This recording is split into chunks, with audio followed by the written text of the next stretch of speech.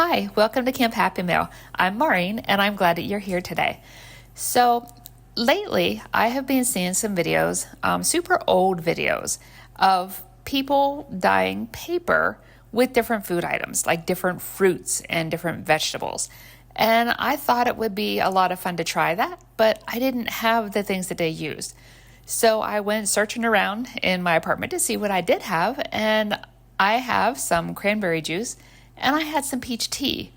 And I thought maybe we could do something with those. So today, that's exactly what we're going to do. I'm going to be using watercolor paper and also accent opaque white cardstock. I'm going to share a couple of different techniques for getting the liquid onto the paper in an effort to dye my papers. And then at the end, I have 10 cards plus a tag that I'll share with you that I created from the papers. Okay, so the first thing we're going to do is we're going to move these out of the way so that we can put down a silicone craft mat. So I think the first thing we're going to do is let's take the tea bag out of our tea. And this tea is actually still pretty hot.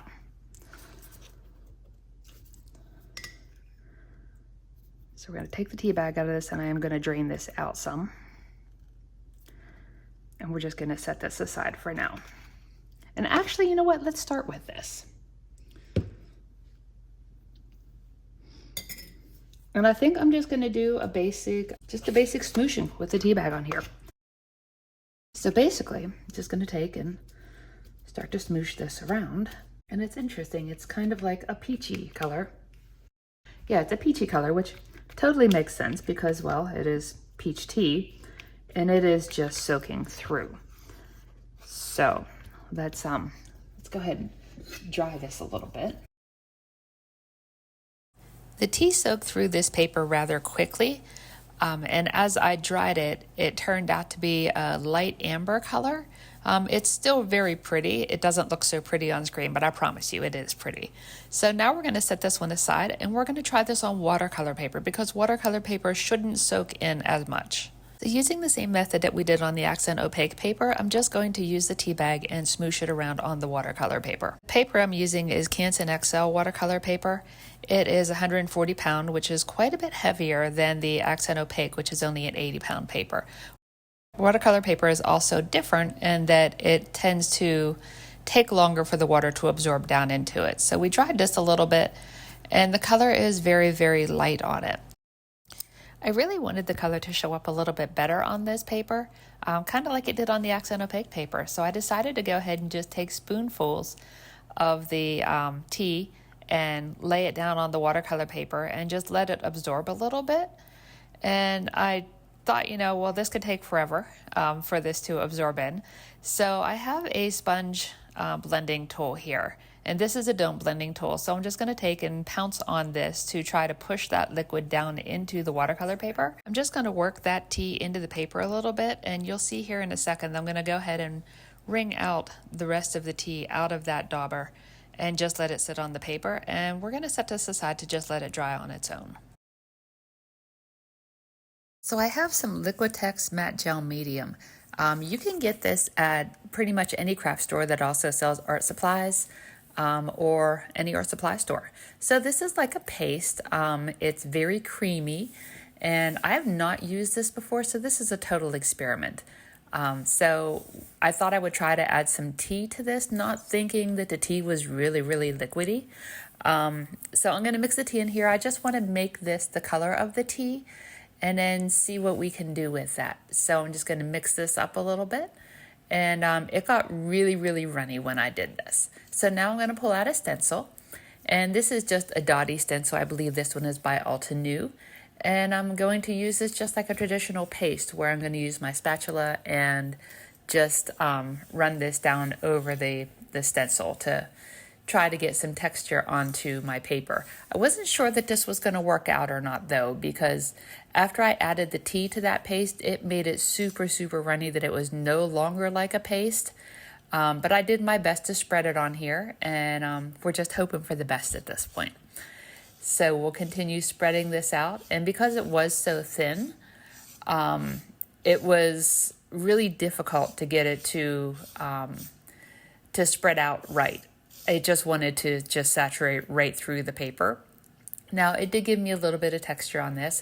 I also didn't mix up enough of this to do the entire panel, but that's okay. We can use this panel for something, I'm sure. So I'm just going to set this one aside to dry. Okay, so let's play with the cranberry juice. So we're going to start out with some watercolor paper to use with the cranberry juice. This is Canson XL Watercolor paper. I get mine from Amazon. You can get it from pretty much any art supply store.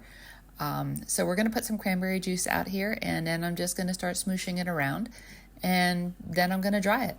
So you can go back and forth with drying it and smooshing, drying and smooshing until you get it to be the colors that you want it to be. So at this point, I like the way that this looked. It had good pigmentation to it, so I'm going to go ahead and set this aside to dry. Okay, before I clean this up, I'll wipe off the smoosher. Then I'm just going to take a piece of regular cardstock and do the smooshing the old-fashioned way.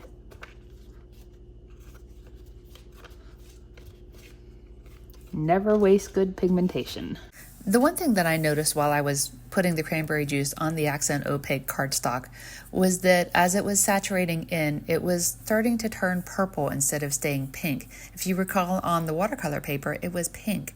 But on this paper, for some reason, it was turning purple, and I thought it was really pretty, and I wanted more of that. So I decided to try to ink blend with my cranberry juice, and that's what I'm doing here. So I'm going to finish ink blending the juice, and then I'm going to set this aside to dry. As I was setting this down to dry, I decided that I didn't really like the look of the big purple splotch in the middle and then the outer edges being purple with the big white splotches. So I decided to just ink blend with my juice all over the entire panel and make it all purple. And those, the dark red you see on this, that is actually the paper fibers. This paper is coming apart because it's so saturated. So we'll let this dry, and then we'll do something with this one.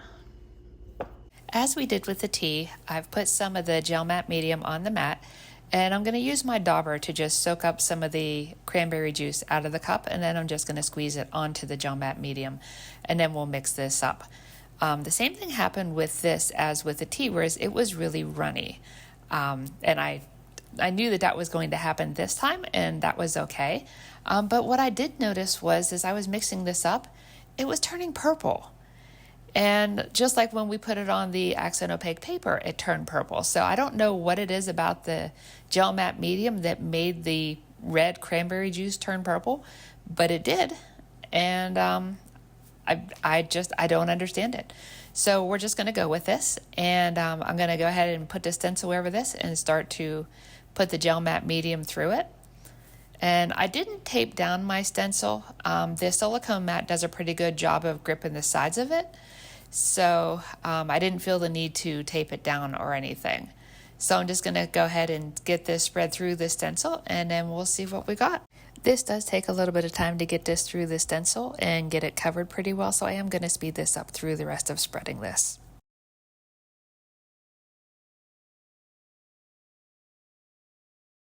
Now that the whole stencil is covered, let's lift off the stencil and do the big reveal. Wow, okay, so admittedly, I do really like this. The color of that purple is just beautiful. I'm not even sad that it's not pink or red anymore. So yeah, I'm good with this. So we're gonna go ahead and set this aside and let it air dry, and this one's gonna take a while to dry because that paste is actually kind of thick. Just to make sure that I had enough paper to make the cards that I needed to make, I did 2 more stencils on the accent paper and on the watercolor paper, and I ended up with a purple and a pink. So now I'm going to show you all of the papers that I came up with. So the takeaways from this are that on the accent cardstock, it turned purple for the cranberry juice, and it stayed pink on the watercolor paper. And when I mixed it with the matte gel medium, it also turned purple instead of staying pink. And then the tea came out to be a tan color, and to jazz it up, I added some gold metallic paint. So here are the cards that I made using background pieces from today. I was able to stretch out what I made to be able to make 10 cards and 1 tag. And these are those cards. These were a lot of fun. Each of them does include something that was created today. And Overall, this was a really fun experiment. And now I'm looking around trying to find other things that I can try paper dyeing with. Have you ever tried paper dyeing? If you have, let me know in the comments what you might have used to dye your paper. And if you have a YouTube channel where you have videos doing this, please drop us a link so that we can all check it out. And well, that's my video for today. So I hope you'll join me for the next one. Thanks. Bye.